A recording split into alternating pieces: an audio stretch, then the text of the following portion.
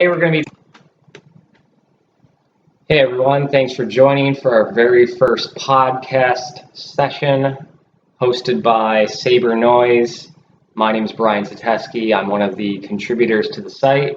With me today, I have a guest who's a Sabres enthusiast. His name's Nick Darrow. Nick, why don't you say hey? Hey. All right. Thanks, Nick. So today we're going to be talking about a few different subjects. We're going to break this up into a couple segments. The first one's going to be a recap of the 2016 draft, focused on the Sabres, but we'll make a couple comments on things we've noticed around the league. And then our next couple of segments here today, we'll talk about some potential trade targets, as well as what we feel the starting roster is going to look like on opening day for the Sabres. So, Nick, if you want to get started and jump into the draft, maybe talk about your thoughts on our 8th overall pick. Yeah, I mean, I've heard he's all right. He's nothing special, right? I mean, wait, no, this is the NHL draft. He's obviously great. Alexander Nylander. He was a great pickup. I remember being at the party. Remember, you were with me, and we were just like, yeah, I hope we get that guy. He's got to drop to us. And sure enough, he fell right in our laps. He didn't really fall on our laps. He was projected in the top, between 5 and 9. So I mean, he was kind of there for us to take, and we were just stoked about it. I've seen the videos. We saw him play at that scrimmage they had, a few weeks back. I mean, he just in the shootout or the penalty shots that he had, he made the goalies look silly. I don't know. Do you think that shootout skill can transition to the NHL level? If they keep the shootout, I mean, it's going to be a huge benefit for sure. And I think he could use that skill for maybe a breakaway. If they feed him the puck and nice little catch him sleeping line change. Get him on a breakaway. Hopefully that'll be nice. That speed will be key though. How do you feel about us taking a forward over a defenseman at 8th overall? I know the big Russian Sergachev, if I'm saying that right, was available at that time. What do you think? I feel like, we can't fix it already, unless we trade him, which I don't think is going to happen. But I'm okay with it. I'm totally fine with us taking a forward. I don't want us to be like, Colorado or like Vancouver, who always takes forwards in the first round of the draft. I'd like us to stockpile defensemen, but you know what? I feel like, the last, how many years has it been now? We took Ristolainen and Zadorov, and, he's gone now, but, we had Pesek, who's also gone, but we got Kulikov for him. We've taken defensemen, quite a few times in the last few years. I'm okay with it. Okay. We got to build up front too. I agree for sure, and I'm definitely happy about the pick. As you know, at the draft, we were pretty excited to hear his name called. So absolutely. Moving up the draft, I know it wasn't, I would say, the most out of the box thinking for a pick, but we did end up trading up, as you mentioned, both Kulikov and Pesek. Mm-hmm. Traded up a few spots in the early second round to get Rasmus Asplund. What do you feel about his talent, and where do you see him this upcoming year? Where do you think he's going to play? I think it's too early to tell, but I know you were really excited about him. You were pumped for him. But when I saw him at that scrimmage, he was one of the top, maybe 3 players I noticed out of all of them. It was Nylander's, breakaways, penalty shot, shootout things that I saw him. That was one thing I noticed in that scrimmage. Asplund was another player, just he stood out the most, I thought. And then my personal favorite, Cliff Poo, stood out as well. Just, the name. At first it was the name. It was the crowd got really into it. But, he hit the post a few times. He had some good chances. I'm excited for the year. I'm excited for the next 3 years. Let's talk about Cliff Poo here for a second. Sure. To my understanding, he's been given limited playing time thus far in his CHL career, and he was actually projected by a number of different, hockey resources, the Hockey News, ISS, to actually be drafted much higher than he was. I think we took him what was it, in the third round? Pick 69, yeah.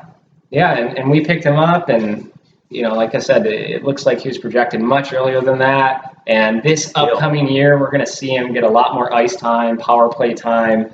How do you think that's going to impact his stats moving forward? Obviously, they're going to go up, but how much do you think? Do you think he's going to be a steal? Do you think he's just going to be a solid player? Do you think he'll ever make it to the NHL level? It's so hard. They can go either way, these picks. They could. I mean, did anyone expect Datsuk to do what he did in the league? Did anyone expect Lidstrom? They weren't first overall picks. They weren't first round picks, but they exploded. Tell. And I can picture Cliffpoo being the guy who is on your third line, and he is the third line scorer and can put up great numbers. So like Phil Kessel for the Penguins then, third liner Absolutely. with a ton of scoring capability and kind of possible, yeah. Has 3 scoring lines rolling rather than big guy. Top heavy, top 6. Yeah. Yeah, I would say so for sure. He was definitely one of the faster skaters that we noticed during the scrimmage. He was probably top 3, top 5 in terms of overall speed on the prospects. Yeah.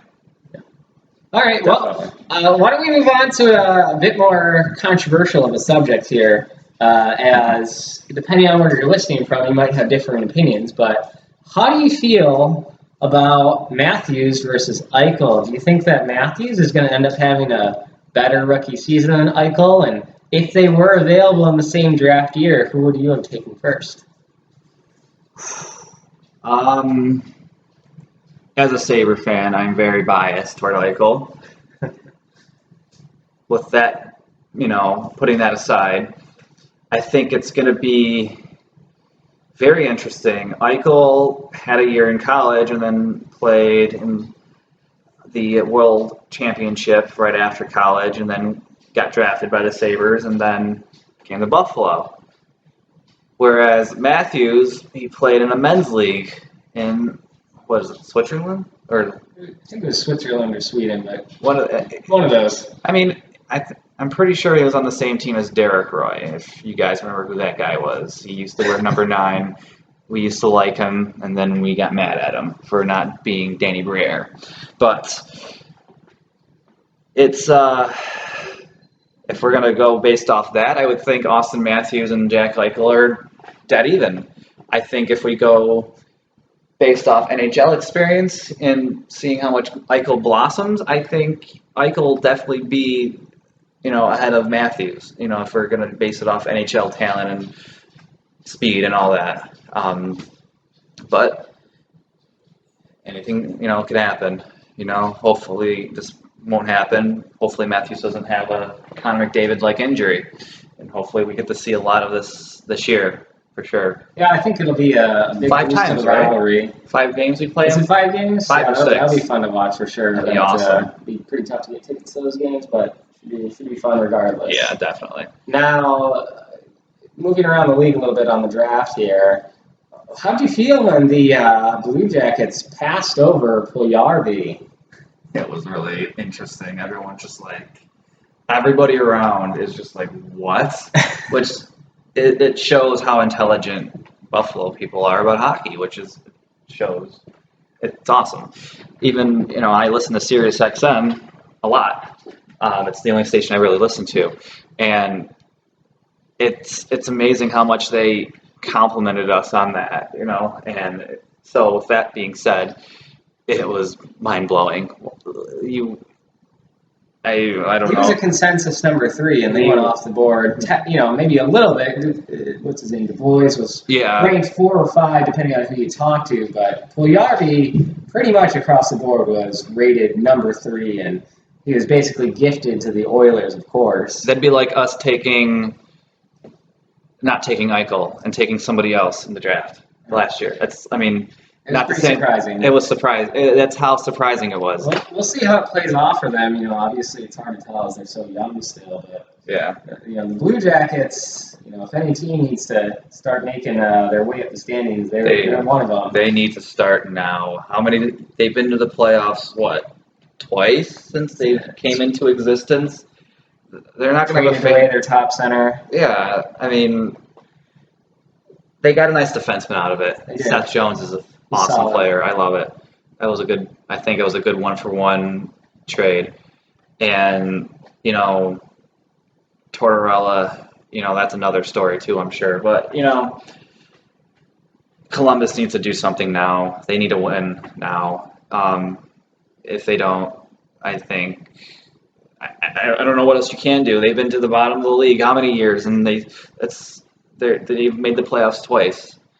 I could be mistaken on that, but if I am, somebody comment, and correct us. But it's it's kind of ridiculous. You got to make the playoffs at least more than twice, and it's been over 20 years. I think. No, maybe not 20 years. Maybe it's been 15. But either way, that's ridiculous. I agree. It was definitely surprising. I guess we'll have to wait and see what happens. But why don't we move on to our next segment here, and we'll get talking about some maybe some potential trade targets that the Sabres could be looking at bringing to their team prior to opening day. So during this off season, let's get started looking into that. Yeah, trades. Let's start getting into some trade talk here of how we can improve the team. Number one on our list, Kevin Shattenkirk. What's it going to take to get him, you think? Yeah, I think Shattenkirk, but he only has a year, maybe maybe two. Might only a year left on his contract. Yeah. He is a solid right-handed defenseman. I think he put up 40-plus points last year, close to it. Mm-hmm. And he has actually very solid underlying stats in terms of possession. Yeah. So if you've seen the hero charts on him, he's definitely one of the better defensemen, I would say, that could potentially be available as a trade option. Right. Now, I think the challenge here with Shattenkirk is the Blues don't have a ton of salary, so we can't send a lot of salary back their way. And he's a right-handed defenseman. And if you look at our right-handed defenseman, it seems pretty set. We got Ristolainen, mm-hmm. We got Franson, which, he would kind of be on our bottom pair, and then we have Bogosian. Now, Bogosian, obviously, very heavy player, I guess is a good way to put it. Yeah. Always seems like there's a little bit more potential to him, we still haven't seen the best out of him yet, Absolutely. But he is a little bit injury-prone. Hopefully that's not the case this year, but what do you think? What would you give up, and whose spot would he take on the roster? That's a great question. I feel like, unfortunately, I love Bogosian. He's a great guy. I feel like he's the expendable one here. Franson doesn't have much value. And he's got a year left? He's got a year left, yeah. A year or two.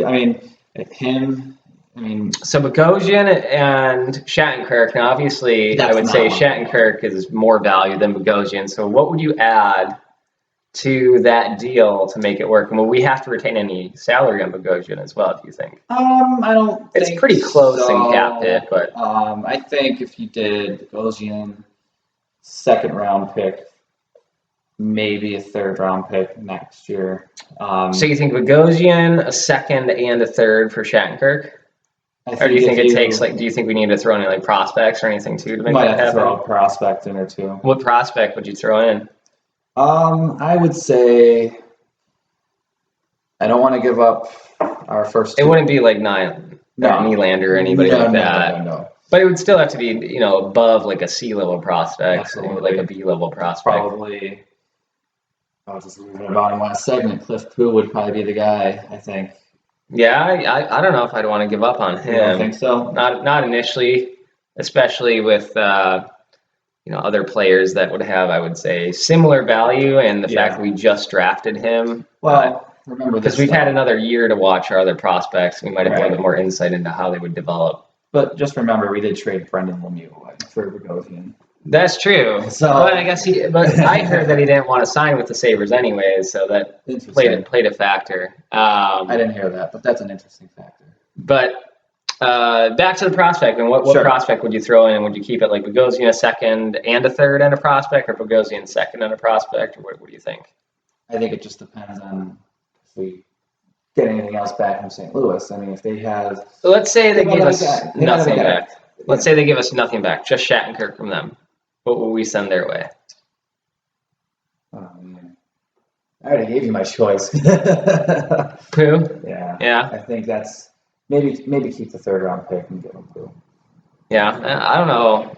It'd be a tough pill to swallow. I don't know if I do that deal. It seems like it'd be, It's in the tough. ballpark. It's hard to say, how much Yeah. the Blues value Shattenkirk. He only has that, single year left, so we'd have to be banking on Yeah. us being able to re-sign him. We might And even that's have like a conditional pick in there, if he re-signs, then Absolutely. another pick's involved. Well, and he's got to want to. I mean, I don't know what his contract says. He's probably got no Right. trade clause or a Trade limited clause. clause or limited movement. But I mean, he's got to want to come here. Here's another one I want to get. Fowler. I mean, he was talked about a lot. Yeah, Fowler's been in the trade talks a lot. Anaheim has more quality defensemen than they know what to do with, and some of their rookies, or I guess not even really rookies, considering they could be playing in the NHL now, have the potential to fill his role. Yeah.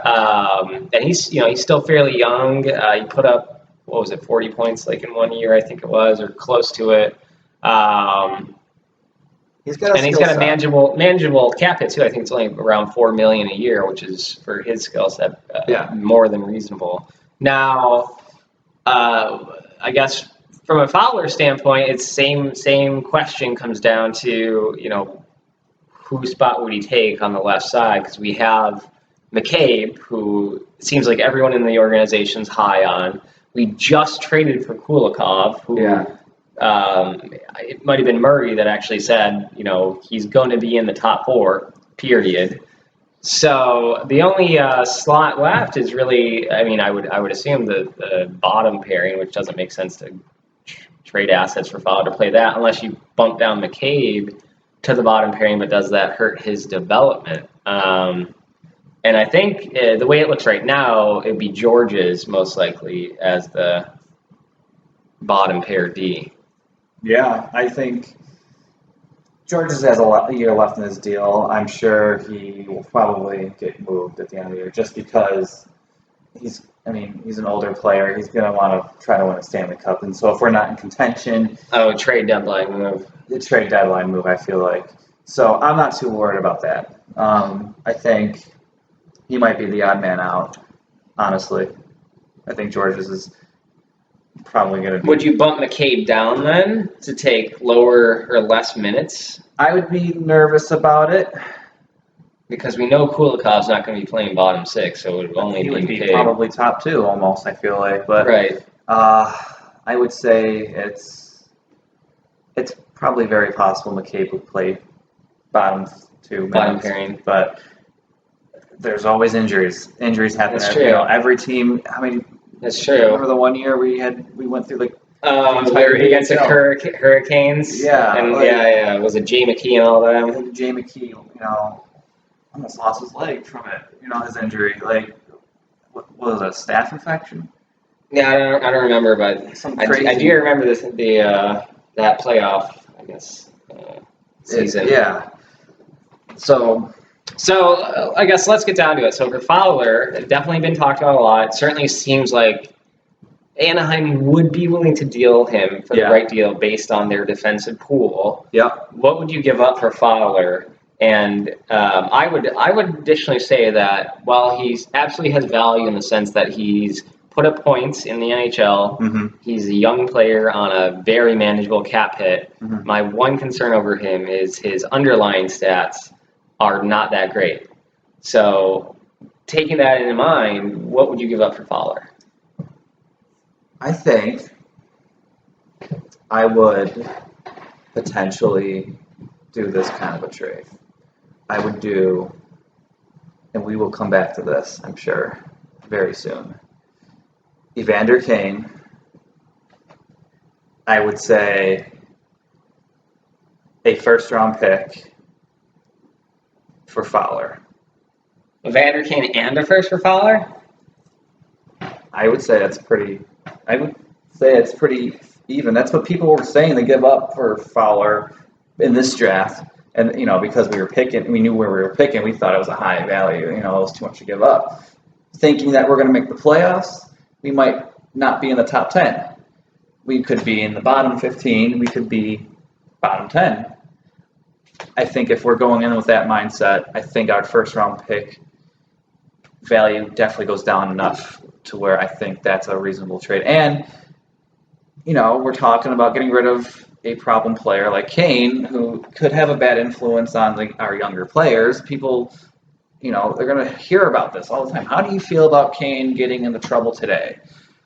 Not saying that that's an everyday thing, but, the last couple months haven't been clean for him, he needs to, as Murray said, learn to behave himself, or he's not going to have a job here anymore. So let's talk about that a little bit. Not specifically his issues, but let's talk about Kane a little bit. Yeah. In this sense, then other teams, maybe other options that we can trade him to for.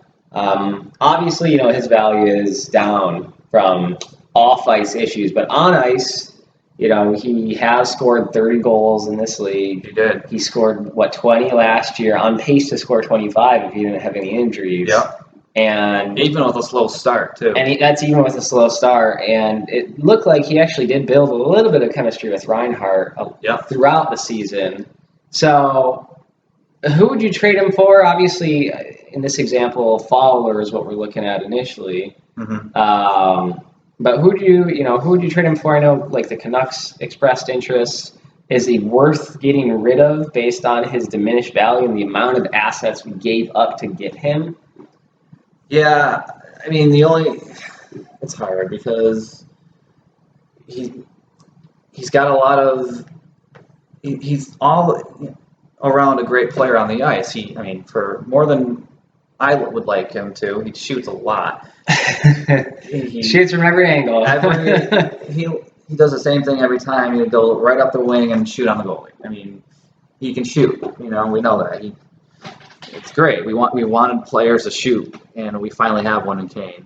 But I think he definitely needs to pass it maybe one time, I think, out of the 10 shots he takes. But he's got a big body. He's strong. He's not afraid to punch somebody in the face, as we saw against Florida. Oh, my gosh. I was at that game. We got pretty much blown out, in that game, but it was great. He kind of turned that game around for me. But I think, honestly, he's going to be traded to a Western Conference team. I don't think. Do you think he's going to get traded before the season starts? I don't know, because just an opinion. An opinion would be no. I feel like. You think we're going to keep him? I think we're going to keep him. See if he turns himself around. I would like him to get in front of the media and say that he's going to fix his behavior and improve himself, to his. He's had to prove himself once already by going to a basketball game and to a slam dunk contest. That was a boneheaded move right there. So he's had to fix his reputation from that alone. But now he's got these instances now off ice, and he's got I don't know what you can do to earn your teammates' trust again. I feel like at this point, I think with all the things that have happened within just the last 365 days, the year, if you don't have the trust of your teammates, there's no chemistry and there's a lot of friction in the locker room. But that being said, if you're winning games, that goes away, I'm sure. You hear NHL players like Andrew Peters, if you're winning games and whatever you do off ice, a couple weeks ago, it goes away. You guys are all buddy-buddy. But I think he's... As long as it's nothing too serious. Oh, yeah, absolutely. Absolutely. I think he's still with us. My gut says he's still with us for the season start. All right, so I think the last person we wanted to talk about was Kucherov. So Tampa Bay, they made some really solid signings this offseason. Really much more than predicted cap-friendly hits on Hedman and Stamkos. Blown away by that. Kucherov, he's an RFA. Yep. He led the team in points, didn't he? Yep. Played really good in the playoffs. Yep. And they only have roughly $6 million in space left. can they get him signed? Because the way he looks to me, I think he's more in line with something like a Tarasenko type deal, which is obviously a longer term and higher cap hit than that. So, what are your thoughts on Kucherov? Somebody targeting him, somebody maybe offer sheeting him, not saying we're going to do that, or if they're going to try to offload Bishop to somebody. What were your thoughts? Yeah, I think Kucherov. I'm sure Tampa Bay's got some contracts up next year, and if Kucherov is smart, he'll just take a 1-year bridge deal so that way he can work out something, bigger for a long-term deal and make a lot of money that way. I think if he's smart, he'll do it that way. But with that being said, I think let me ask you something. For a trade, if you were to trade for him, what would you give up? Would you do Nylander for Kucherov? That's not enough. I mean, obviously, I would think about it. If I got Kucherov back, I would think about giving Nylander up. Yes. Yes. I mean, he's not enough to get Kucherov. Absolutely not. No. But I would put him in that trade if I knew we were getting Kucherov back, which is obviously what we're targeting. Yes. So I would yes potentially look at doing that. Awesome. Now, with that being said, from a fan standpoint, I really like the idea of Nylander versus Nylander on the Maple Leafs. So you'd be hard pressed to push me into that. It's hard. Sure. But I would consider it. Yeah. That's I think it'd be a awesome move. I think. I mean, Kucherov has proven himself already in the league. So what would you add to Nylander to get Kucherov? And it would have to be a fairly substantial payment for Tampa Bay to even consider it, considering he's still an RFA, not a UFA coming up. Give him Nylander. Give him Ennis. Give him. I think we have 2 second-round picks this year. I could be wrong. Yeah, I'm not certain on our picks this year. I'd have to look at it, But if that's the case, give them both of those. Give them all 4 of those. So, Nylander, Ennis, and 2 seconds for Kucherov? Somebody, if you're listening, put this in on NHL 16 and see if it works. That's because that's the only way to legitimately, do that, right? Yeah. That's the only way you justify trades. So I think Nylander and, a couple of seconds is a starting point. Ennis, I don't really know how much value he has. I mean, in our minds, as a Sabres fan, we've seen him play well, especially when the team was pretty junky around him. Yeah. But coming off the season that he had and the contract he's stuck with, right now I don't think he has a ton of value. So I still think, even with that we'd still have to add more to get Kucherov. Not saying a ton more, but at least another, high pick or high draft pick to make that happen. We'd love to hear from you guys, though, to see, if anybody has any proposed suggestions on what it would take to get Kucherov. With the, obviously expectation that it's a very remote possibility that we would get him. Yeah. But still something interesting to talk about. But yeah, I think we beat it up enough here on the trade segment. I think the last thing that we wanted to talk about was opening night roster and what we think that's going to look like. Obviously, opening day. Opening day roster. It's going to be kind of the same almost as last year, I would say. We obviously added Okposo, so he's a difference maker there. And we signed Fashing, and if we happen to sign VC, I don't have him included in this though because that's not a thing. Yeah, guys. So Nick actually took the time to put together did a little homework. Projected roster of what he thinks it's going to look like opening day. So I'll read it off here. Yeah. And then, I'll kind of give a couple of my thoughts and comments as well. Sure. But basically, here it goes. So, top line, O'Reilly centering Okposo and Kane. Second line, Eichel, Reinhart, and Ennis. Eichel being the center. Third line, Gergensons centering Gianta and Foligno. Fourth line, Larson centering Molson and Fashing with Delorier also penciled in there. Probably, I would say, a battle between Fashing and Delorier on who takes that last spot, and then the other one being kind of the 13th forward or press box. Yeah, I mean, I wouldn't say it's a battle between those two specifically. I just wanted to put that on there. But Before we analyze that one, let's talk about D2. So for Sure. D, you had top pairing Risto and Bogo, second pairing Kulikov and Franson, third pairing McCabe and Georges. So just to, let all of our listeners hear kind of the thoughts that Nick had on the opening day roster. And I don't know if we'll get into it today or not on power play or penalty kill, but let's just focus on the roster here first. So I can hear people typing right now what their opinions are.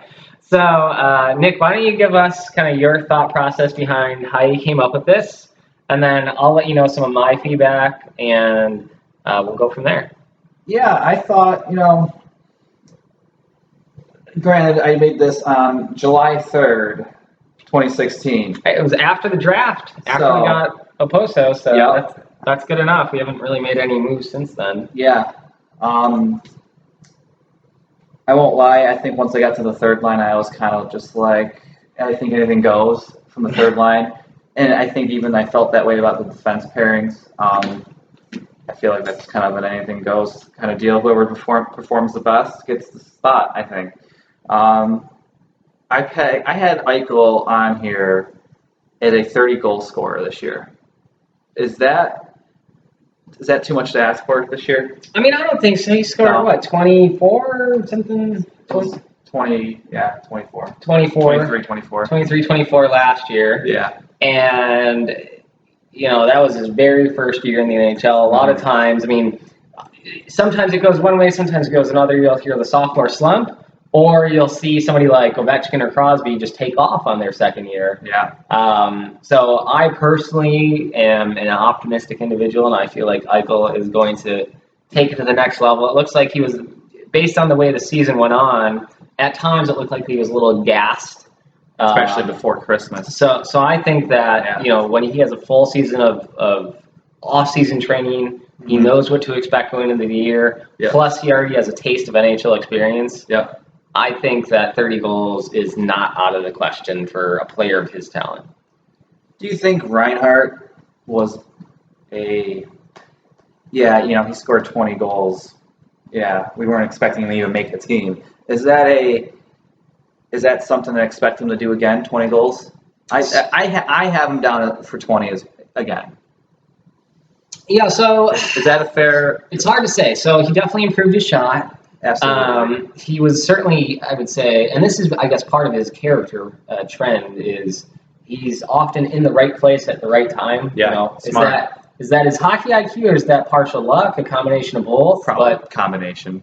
I would say that it's more leaning towards his hockey IQ because he obviously put up good numbers in, the juniors.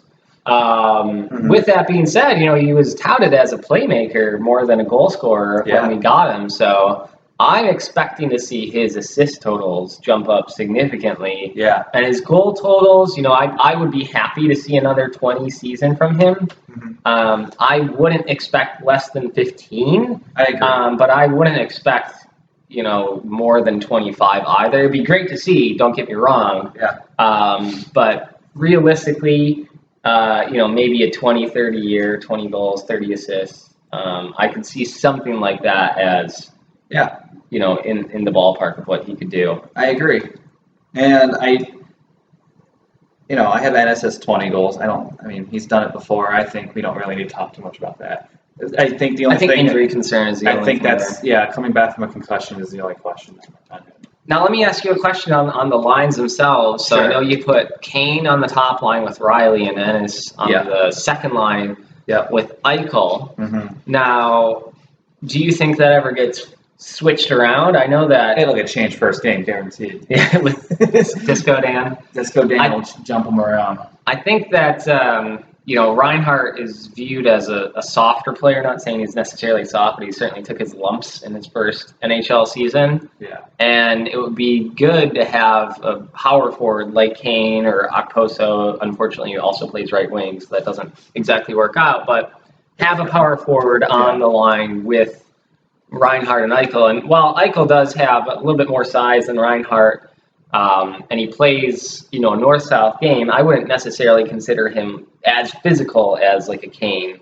So it'd be good to have that presence on that line as, O'Reilly and Okposo. Right. They're both, pretty sturdy players in their own sense. I don't think that you would need, an extra power presence like Kane. Sure. But it would be good to have him on the top line considering the goal scoring potential that he has. Yeah, I think the only thing that stopped me from putting Kane, Reinhardt, and Eichel on the same line Is the is off-ice stuff. no, it was No? Kane shooting the puck all the time. Oh, okay. I think that kind of, but if he shoots the puck, hits the goalie, good rebound comes out,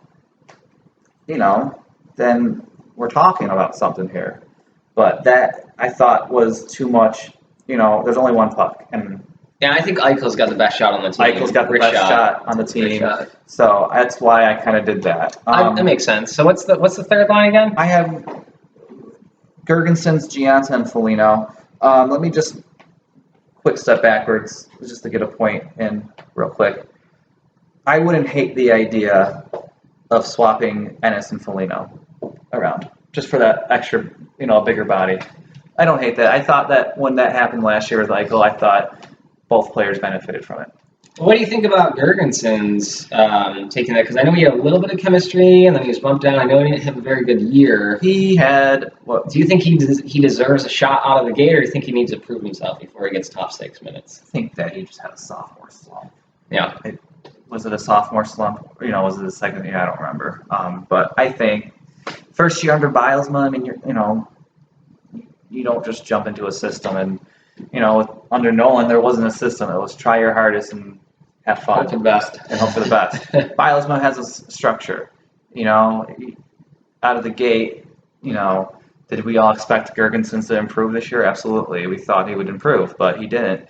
He had a little bit of a slump. I think that he's going to fix his game in the offseason. I know he's training in Buffalo. He's playing in the Fatty Hockey League over at Harbor Center Monday, Wednesday, and Friday. He's playing for his team over there, so he's definitely on the ice, training. I think he'll bounce back and score 15. I like the idea of Foligno, actually. I think the only knock on him is, and it's similar to Reinhardt, where Reinhardt needed to work on his skating. Foligno, not the fastest skater. Eichel obviously has speed to burn, so just keeping up with the play. Yeah. But certainly physical presence, I think Foligno has a little bit more talent than his point total suggests. Yeah. Especially when he first came into the league, but I think you never know. The problem with Foligno is, and it's not even his fault, it's everyone else's fault. People saw what he did with Stafford and Ennis that one year, his rookie season. He blew up. That whole line blew No, up. it's close to like a point per game for all of them. They tore it up, and I think it was only for like 15 games though, right? Or it was like pretty short. It was the end, I believe, of the last time we made the playoffs. I believe is when that line was intact and started. And I believe, if I'm wrong, correct me, but I believe it was the end of the year, and they blew it up, and then they decided to start the year with that same line, and it bombed. Right, and he was. I mean, it makes sense though, considering he wasn't drafted as a goal scorer. No, He he's was a power forward. 3rd or 4th round pick, Yeah. something like that. But, all right, well, yeah. I mean, let's move on to the rest of the roster here. So Sure. third line, Gergensons, Gianta, Foligno. Sure. I could see that, and then obviously, the last line we brought up a little bit with Olsen, Larson, and then the interchangeable Fashion and DeLorean. I'd like to add in Bailey as an option there too. Oh, yeah. I personally feel that Bailey has more potential than Fashion based on what we saw at the scrimmage game. I mean, obviously it's a very small sample size, but I was more impressed with Bailey's speed than Fashion being able to dominate a development camp. I don't think he did like Bailey did. I don't think you just said Fashion's name, and I just remember that he was even at that game. I don't think he did anything at all that I could say. So I would add in Bailey to the mix. Bailey, I think the whole fourth line's interchangeable. Larson's on a prove-it contract this year. Yeah, Molson's kind of got to prove himself, I think, too, because... Do you think Molson's going to turn around at all this year? I mean, I know that, obviously, he's got a big contract, and it's going to be really tough for him to live up to anything on the fourth line. Yep. Maybe he works his way up to the third. I don't really see He's a spot above that unless injuries really take a toll. Yep, he's got to prove it, because Murray even said so himself that... Do you think he turns it around at all this year? I think he will, because he has to. Murray called him out on the radio. I remember, he did score a couple of goals at the end of the year, but Molson was called out for not coming in shape. He didn't do any of the workouts to prep himself for the year. I'm not saying he's lazy at all, but he didn't come into shape, and he needs to get himself back into shape, and he needs to find his touch again. Otherwise, Eichel's going to have to find a new place to live, I think. I'm pretty sure he's already finding a place, though, from what I understand. I think I heard him say he's going to get an apartment. But either way, I think Molson definitely has to prove it. Sure. I put him down for 10 goals. 10 goals. I think, that's a low number. On the fourth line, that'd be solid, but Yeah. for his contract, it'd be a disappointment. But I think let's not focus too much time there. Let's move on to the D. For the D, you had Bogo, Ristolainen on the top pair. So obviously, I agree that Ristolainen is going to be our number one D, right hand. I think it's an interesting choice that you have Bogo on the left hand side, playing with Risto. So what are your thoughts on that? Yeah, my thoughts were that's our shutdown powerhouse defense pair. I thought when I did that. Well, they're both big. They're both like 6'3" and 6'4", respectively.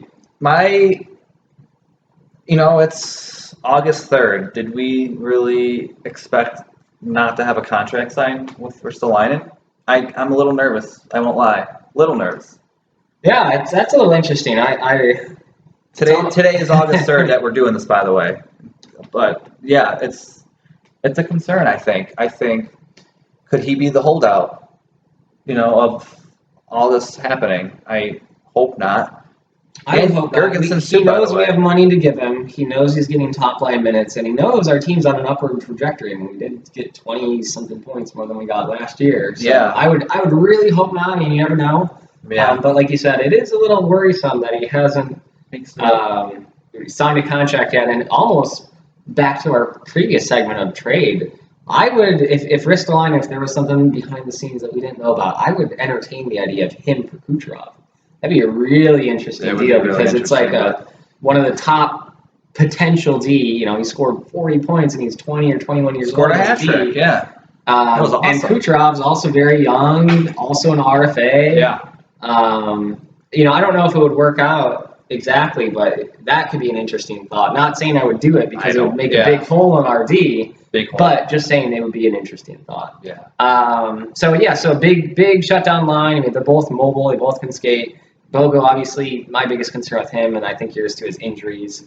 Because he does have, in my opinion, more potential than he shows. Mm-hmm. He has fairly good skating ability too. Yep.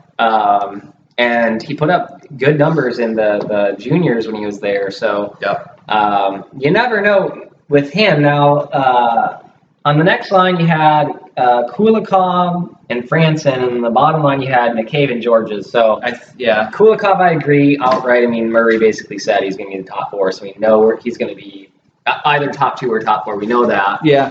Franson's a righty. I don't know if he can play his offside, so most likely he'd be on the right-hand side. Mm-hmm. So that makes sense. Whether or not he'd be in the top four or on the bottom pair, it's hard to say. I think Franson, McCabe, and Georges are the three interchangeable. I think McCabe is going to have to, he's already proven himself as a great defenseman. I was happy that we kept him for sure. And I think if he shows signs of, awesome playing, then he's going to be on the top four. But if he doesn't, then he's going to stand up. Yeah, he's still young, so he needs some room to grow. I don't think I'd see McCabe as a top 2 player yet. I would envision I think he's going to Kulikov there, or even Bogosian if Bogosian was comfortable playing his offside. I don't know if he is or not. Yeah. But I don't think McCabe, at least initially, I mean, you never know if the season goes on and he's got 20 points at the midway year. Mm-hmm. Hey, give him a shot. But give him a shot. Right now, start him off, as a regular, possibly move him up into the top 4, and then see how the year goes on. George's, I agree, should be in the bottom pairing at this point in his career. Yep. He's certainly brings leadership. He's a stable, steady defenseman, block shots. Yeah. But asking anything more than that of him is a stretch in my opinion. So I think that pretty much sums it up of the roster thoughts here. We have a little bit of differing opinions on a couple of things, but nothing too crazy. One last thing though before we kind of end our session here. Yeah. Nylander, what if he makes a team? Would you slot him in top 6, top 9? Whose spot would he take? He's an interesting one. I don't know if he's going to make the NHL, but he's an interesting case because he can make the NHL. Do you think he gets a 9-game tryout? Because even with that, somebody's spot would get taken. He very well could get a 9-game trial. He also can go to Rochester, which is interesting. He could go to Rochester. I think that is a huge possibility. Yeah. I think that's the likelihood that he'll get top 6. He'll get top 3 minutes. Top 3 minutes there in Rochester. One thing we didn't discuss, I think it might be worth taking an extra minute to talk about. Now that I'm thinking about it. We know Robin Lehner's the number 1 goalie this year. No question. That's not a debate. Is he the future number 1 goalie? Yeah, I mean, my opinion is no. No? I would love to see it happen. Me too. I'm really concerned about injuries with him. I'm not. I don't think I am with that. No, and here's why. Because I think that ankle injury was a freak accident. I really do. I hope so. And I think that just killed him the rest of the year. The concussion that he was trying to recover from. His stats were solid, though. He had really good solid stats. It was a limited sample size, solid stats. I think the reason I would lean towards a no is, like I said, because of injuries. Sure. Barring injuries, if that's not a trend for him, I would love to see him as a number 1 goalie moving forward. Absolutely. He's a big body. Yep. And I think, they're reducing the pads this year, and he's one of the only 2 that doesn't have to because of his frame, which is obviously a big help for us. Yep. And he has passion for his team, right? I mean, how often do you have a goalie that sticks up for your teammates, right? How many times did he take the mask off and start screaming at other players? And obviously an entertainment factor there. Now, for the goalie of the future, I mean, hey, maybe he has a solid year, a 915 and 920 save percentage, and he plays 50 games. If he does, that's fantastic. But for goalie of the future, I'm thinking it's that Peterson guy who's in, Notre Dame out of college. You think so? I think he put up fantastic numbers. He's also a taller guy. Played well in the game. Played well in the scrimmage that we saw. I guess moving past the goalie of the future, essentially. What about our backup situation? I know we signed Nielsen. He's got some sketchy save percentage numbers, but at the same time, he was stuck behind the Oilers D. So can you really blame him? What are your thoughts there? Can't blame him for the awful D that they had, but are you nervous at all if Lehner gets injured again? No, I'm not nervous about him getting injured because I think if he does, what I'm saying though is come up, I think. Allmark would take his place. Absolutely. Yeah. But so I'm not nervous about injury. I'm more concerned about when he does need to play, like, is he going to prove himself and play well? I would hope so. Looking at his numbers, I don't feel comfortable about it, though. I think that's a signing that I kind of... Yeah, I wish we had kept Johnson. Actually, that was a trade. And it was a trade. It was a trade. I understand. I knew Johnson wasn't probably going to stay. I understand why he left, because he went to go play for his hometown in Calgary, and I don't hate him for that. I think if any, and he made a little bit more money. He made a little more money too. I'm sure we would have given him that, but yeah. I'm sure it's fine. He went to go play for his hometown. He's going to be behind Elliott. He's going to flourish there if Elliott fails, I think. But people were saying they wanted Enroth to come back. I don't. I don't hate that idea either. However, he is a smaller goalie. It's not what Tim Murray is Right, yeah. for. From a Tim GM Murray wants to standpoint, build he a big. wouldn't want him. He wants a big goalie. So I think that I'm nervous about the backup situation. Yeah. Well, I think that pretty much covers it. So Sure. we definitely would love to hear your comments and feedback. Obviously, Yeah. go a little bit easy on us. It's our first podcast. Yeah. First one's Hopefully always. the audio quality wasn't too bad, and that everybody could hear us all right. Yeah. But yeah, just to reiterate, thanks for taking the time to listen. Thanks to Saber Noise for giving us a chance to post this up publicly. Appreciate that. Leave any Give 'em a comments, follow on questions, Twitter. feedback. If you have any topics you would like us to podcast on in the future, let us know. And then we would even consider doing a session where maybe we'd have like a live call-in or two and have somebody else join our debate. I'm sure we can make that happen. Perfect. Well, yeah. Hey, once again, appreciate the time. Any last words, Nick? Last words are sharpen your swords, I guess. Yeah. That's the slogan for the year, right? There you go. Let's go. Sharpen your swords. All jacked up. Here we go. All right, perfect. Well, thanks everyone and take care. Take care.